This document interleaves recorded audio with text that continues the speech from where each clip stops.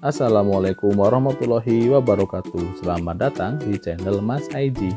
Silakan klik tombol subscribe bagi yang belum dan sebarkan video ini ke teman-teman kalian agar belajar matematika kalian lebih mudah. Terima kasih. Selamat menonton. Pada video kali ini kita akan membahas materi peluang ya, atau teori peluang. Jadi nanti materi peluang ini kita bagi menjadi beberapa video gitu ya. Jadi yang pertama itu kita masih belajar bagaimana cara menentukan titik sampel. Nah, jadi ini nanti ada dibagi menjadi kaidah pencacahan yang akan kita bahas kali ini. Nah, nanti ada juga yang tentang kombinasi maupun permutasi. Baru setelah itu, setelah kita belajar menentukan titik sampel, baru kita masuk ke materi peluang. Yang pertama kita bahas dulu tentang kaidah pencacahan. Kaidah pencacahan ini nanti dibagi menjadi dua jenis. Yang pertama itu adalah kaidah penjumlahan dan nanti ada kaidah perkalian. Nah, untuk kaidah penjumlahan itu kalau kita jelaskan atau kita artikan gitu ya. Jadi sebuah kejadian yang bisa terjadi dalam n cara yang berlainan dan kejadiannya ini saling asing, jadi tidak saling berkaitan gitu ya. Di mana dalam cara pertama ada P1 kemungkinan, kemudian pada cara kedua ada P2 kemungkinan, pada cara ketiga ada P3 kemungkinan. Nah, sampai ke cara yang ke n. Itu nanti ada sebanyak Pn kemungkinan. Nah, sehingga kalau misalkan ini kita totalkan, nanti banyak kejadian atau kemungkinannya itu sebanyak P1 tambah P2 tambah P3 sampai Pn. Nah, jadi kalau misalkan ini kita artikan secara gampang gitu ya. Jadi intinya adalah kaidah penjumlahan itu biasanya kejadiannya itu tidak berlangsung sekaligus. Jadi ada beberapa jenis kejadian, tapi semuanya tidak berlangsung sekaligus. Artinya tidak terjadi bersamaan. Nah, jadi hanya dipilih satu pilihan saja. Jadi ini kan ada kejadian P1, P2, P3 dan seterusnya. Nah, ini kita tidak memilih semuanya atau tidak memilih per jenis, tapi hanya memilih satu. Jadi dari sekian total ini kita hanya memilih satu kejadian. Itu pasti nanti konsepnya pakai kaidah penjumlahan. Kita perjelas dengan contoh deh, misalkan contoh pertama nih ya, ada Putra, seorang pelajar MTS di Kota Batu. Kemudian Putra memiliki 3 jenis alat transportasi yang ia kendarai dari rumah ke sekolah. Antara lain, Putra punya sepeda nih, ada sepeda lipat sama sepeda gunung. Kemudian ada sepeda motor, ada matic, ada motor sport, ada motor bebek. Kemudian ada mobil, ada sedan, ada kijang, ada pickup. Nah, berapa banyak cara Putra untuk berangkat ke sekolah? Nah, ini kan ada beberapa jenis kegiatan atau beberapa jenis kejadian ya.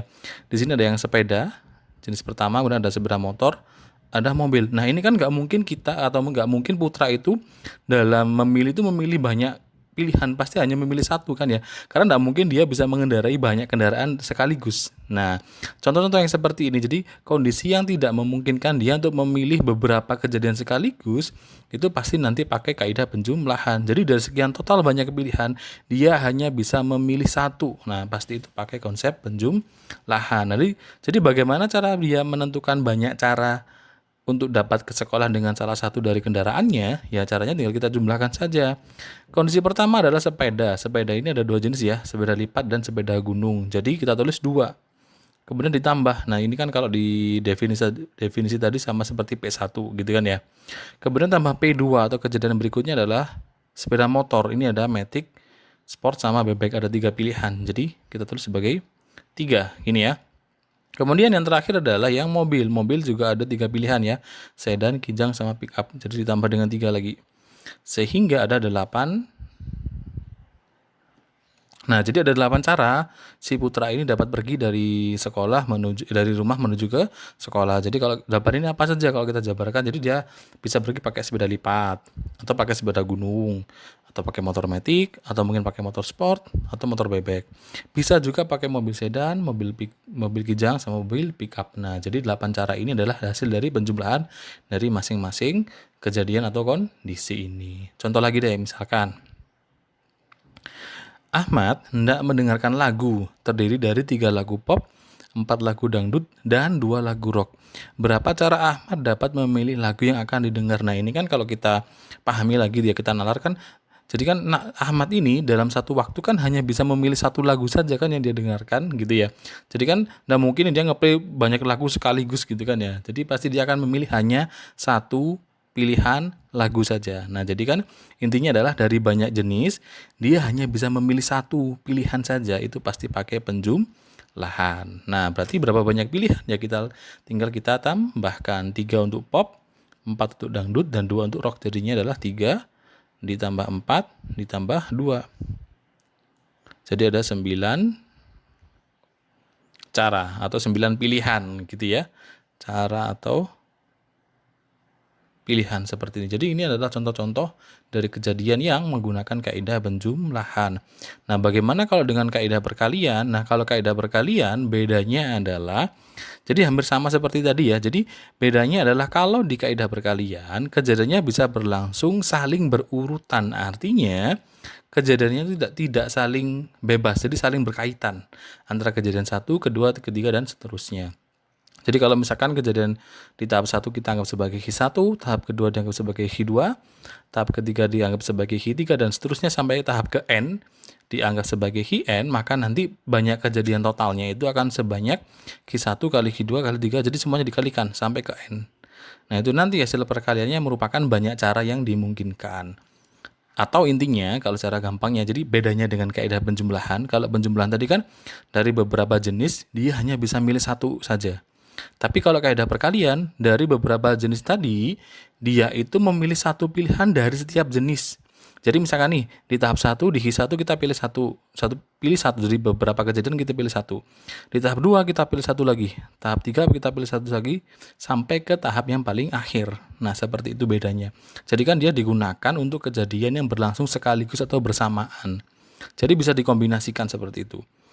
Contohnya nih misalkan, Dani memiliki 3 baju, 2 celana, dan 4 topi. Berapa banyak? Ini kok Tony deh. Dani ya.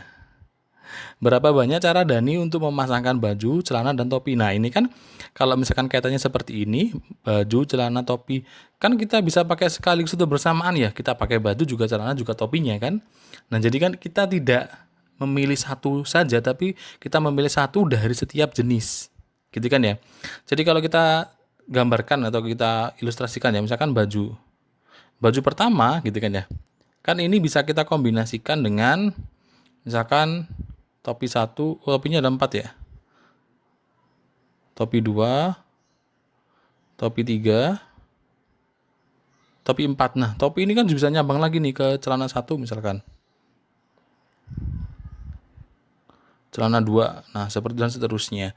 Nah, jadi kan setiap pilihan ini bisa nyambang-nyambang lagi karena bisa dipakai sekaligus atau bersamaan. Jadi bedanya dengan yang penjumlahan tadi kan nggak mungkin, misalkan tadi kan si Putra punya motor sama mobil, nggak mungkin dalam satu waktu dia pakai motor juga pakai mobil, kan nggak bisa. Nah, kalau kondisi seperti itu pasti pakai penjumlahan. Tapi kondisi yang memungkinkan dia melakukan beberapa jenis kegiatan sekaligus itu bisa dikatakan sebagai kaidah perkalian. Sehingga nanti ini kalau kita selesaikan, banyak pilihannya sebanyak berapa? Jadi kan tinggal kita kalikan saja 3 kali 2 kali 4 sama dengan 24 cara.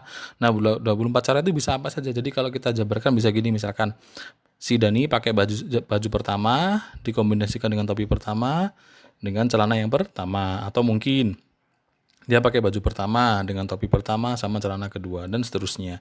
Nah, itu kalau kita jabarkan satu persatu nanti akan ada sebanyak 24. Gitu ya. Jadi tahu bedanya bagaimana sih atau kapan sih kita pakai kaidah perkalian, kapan pakai kaidah yang penjumlahan. Coba contoh lagi.